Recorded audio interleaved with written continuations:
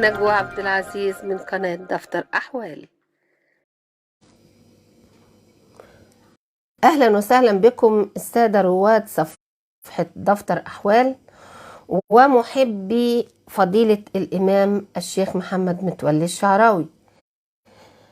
النهاردة المتابعة كانت عن تكريم الشيخ الشعراوي ونذكر لكم حاجة جميلة من اللي قالوا في حقه الإمام شيخ جاد الحق علي جاد الحق إمام الأزهر الأسبق عليه رحمة الله،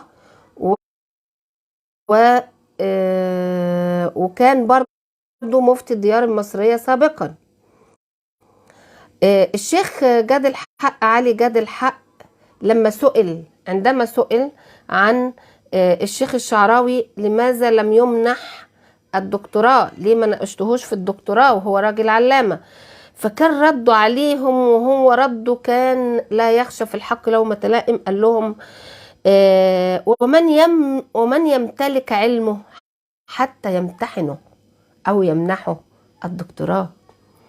هذا هو الإمام الشعراوي، وهذا هو الإمام الشيخ جاد الحق علي جاد الحق عليهما رحمة الله ورحم الله الإمامين وكل الأئمة الأفاضل. النهاردة بقى الأزهر عمل إيه؟ الأزهر يحتفي بالشيخ الشعراوي كمثال للعالم الوسطي المستنير. ده يعني أظن ما فيش أحسن من كده رد على المغردين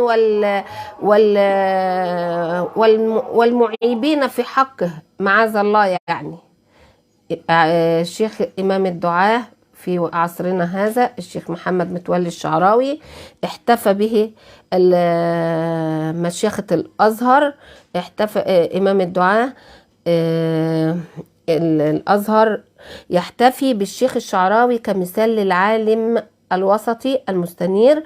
احتفى مركز الأزهر العالمي للفتوى الإلكترونية بإمام الدعاء الشيخ محمد متولي الشعراوي، ونشر الأزهر للفتوى الإلكترونية من خلال صفحته الرسمية على موقع التواصل الاجتماعي. نشر ايه؟ هقول لحضراتكم. من خلال صفحته على موقع التواصل الاجتماعي الفيسبوك نبذة عن إمام الدعاء.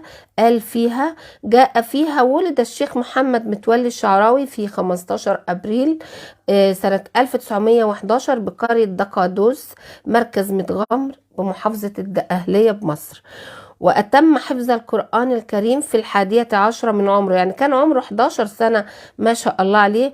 وحصل على الشهادة الابتدائية الأزهرية سنة 1923، ودخل المعهد الثانوي الأزهري وزاد اهتمامه بالشعر والأدب، وحظي بمكانة خاصة بين زملائه واختاروه رئيسا لاتحاد الطلبة ورئيسا لجمعية الأدباء بالزقازيق بعد حصوله على الشهادة وبعد حصوله على الثانوية الأزهرية. أصر والده على إكمال الدراسة في الأزهر وبالفعل تخرج من كلية اللغة العربية سنة 1940، وقد اختار الإمام الشعراوي استكمال الدراسة في تخصص اللغة العربية لتكون بابه إلى جميع العلوم الشرعية. فعلا هي اللغة العربية لغة الخير، لغة الضاد، لغة القرآن، يعني كلام الله باللغة العربية في تخصيص في تخصص اللغة العربية لتكون بابه إلى جميع العلوم الشرعية، علاوة على ما تمتع به الشيخ الشعراوي من تمكن في فنون اللغة العربية ومكانته. وده ظهر ووضح جليا، ده الكلام ده من عندي بقى، ظهر ووضح جليا في سلسلة خواطره الرائعة اللي كان بيربط بيها الدين بالدنيا، والطب بالدين، والعلم بالدين، والحياة بالدين، وكان وسطيا كما شاهد له الأزهر.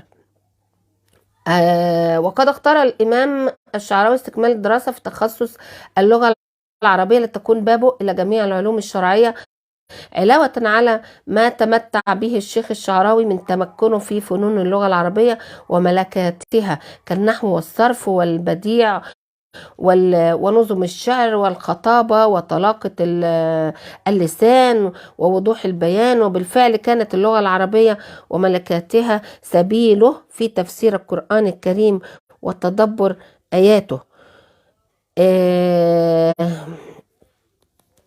وإيصال معانيه إلى جمهور المسلمين في صورة سهلة وواضحة وشيقة، حتى صار الإمام إماما للدعاة وعلامة فارقة في عصر الدعوة الإسلامية الحديثة. وصار الناس ينتظرون أحاديثه الأسبوعية أمام شاشات التلفاز وعبر أثير الإذاعات كلها، وارتبط وجدانهم بحديثه وخواطره حول كتاب الله عز وجل. وللشيخ مواقف وطنية مشرفة ضد قوى الاحتلال وجهود مواقفه في رد الشبهات عن الإسلام والقرآن الكريم وسيدنا رسول الله عليه الصلاة والسلام. طبعا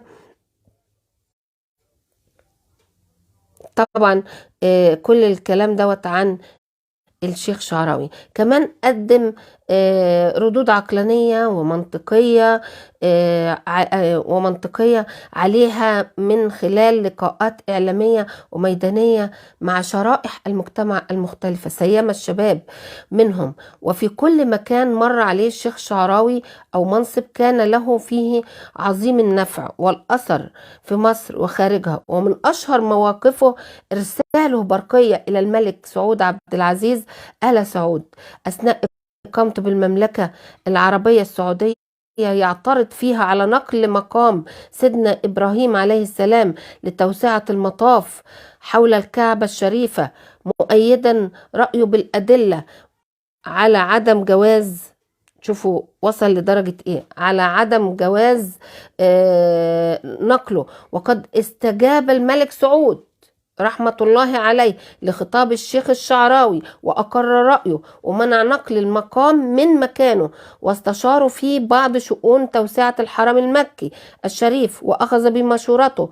ومن أبرز المناصب التي خدم من خلالها الشيخ الشعراوي الدعوة الإسلامية كانت منصب مدير إدارة مكتب فضيلة الإمام الأكبر حسن مأمون شيخ الأزهر الأسبق سنة 1964، ورئيس بعثة الأزهر في الجزائر سنة 1966، ووزير الأوقاف وشؤون الأزهر بجمهورية مصر العربية سنة 76. كما شغل عضوية مجمع البحوث الإسلامية سنة 1980 ومجمع اللغة العربية ومجلس الشورى بجمهورية مصر العربية سنة 80، إضافة إلى العديد من المناصب التي عرضت عليه واعتذر عنها تفرغا للعلم والدعوة وخدمة المحتاجين. وللشيخ الشعراوي مؤلفات عالمية عديدة، منها معجزة القرآن، الأدلة المادية على وجود الله، أنت تسأل والإسلام يجيب، الإسلام والفكر المعاصر، قضايا العصر، أسئلة حرجة وأجوبة صريحة، وبعد عمر مديد في رحاب الدعوة الإسلامية المستنيرة والسمحة، في رحاب الدعوة وفي رحاب خدمة الدين الإسلامي. توفي الشيخ عن عمر يناهز 87 في 22 صفر 1419 والموافق 17 يونيو 1998. الشيخ الشعراوي إمام الدعاة سئل، وأعيد على حضراتكم تاني،